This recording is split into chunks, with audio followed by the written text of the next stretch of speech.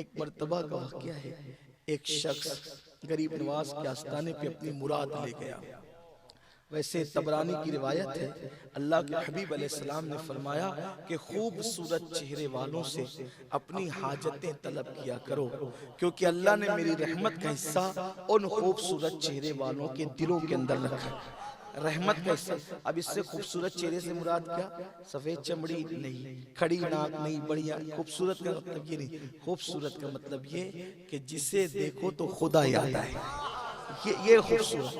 اور وہ ولی کی پہچان ہے کہ جسے دیکھو تو اللہ یاد آئے۔ تو وہ لوگ، حضور کہتے ہیں ان سے اپنی حاجتیں مانگو کہ اللہ نے میری رحمت ان کے اندر رکھی ہے۔ رحمت للعالمین کی رحمت دیکھنا ہے تو ولیوں کو دیکھو۔ تو ایک شخص اپنی حاجت لے کے گیا، اب وہ گیا تو اس نے سوچا کہ کریں تو کیا کریں، تو اس نے یہ کیا، بیٹھ کے تلاوت کرنے لگا، قرآن پڑھنے لگا۔ اب قرآن پڑھ رہا ہے، مانگ رہا ہے، مانگ رہا ہے، ملتا ہی نہیں۔ قرآن پڑھ رہا ہے، مانگ رہا ہے، ملتا ہی نہیں۔ وہ اسی حالت میں تھا، ایک فائشہ نچنیہ رقاصہ آئی اور انہوں نے کہا خواجہ دے دے، خواجہ دے دے۔ اسی وقت اس کی مراد پوری ہو گئی۔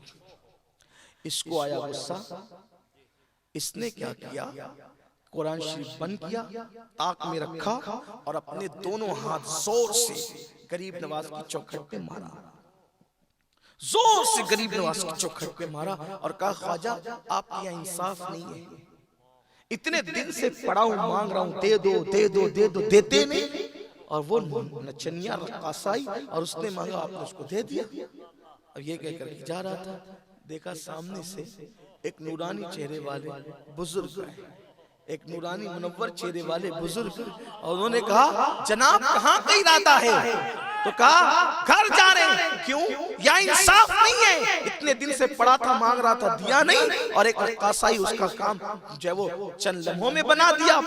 آنے والے بزرگ کہا جناب جائیے، اللہ آپ کی بگڑی بھی بنا چکا، آپ کی مراد بھی پوری ہو گئی، جاؤ جاؤ، آپ کی مراد بھی پوری ہو گئی۔ اب جب سنا نا مراد تو کہا بابا آپ کون ہیں؟ تو کہا جس سے مانگنے آیا تھا وہی معین الدین،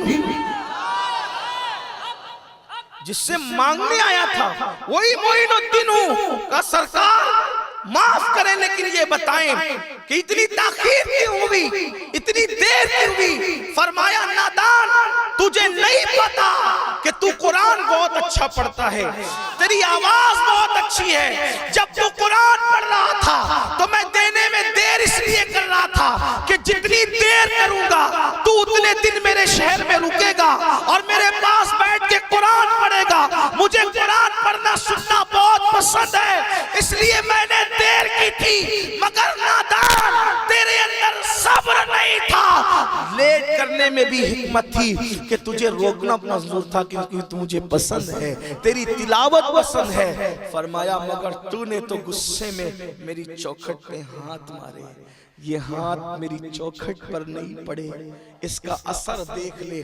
اپنی پیٹھ سے کرتا اٹھایا تو دیکھا کہ وہ پنجوں کے نشان جو چوکھٹ پہ مارے تھے وہ غریب نواز کی پشت پر تھے۔ یہ غریب نواز آج بھی عطا کرتے، آج بھی عنایت کرتے۔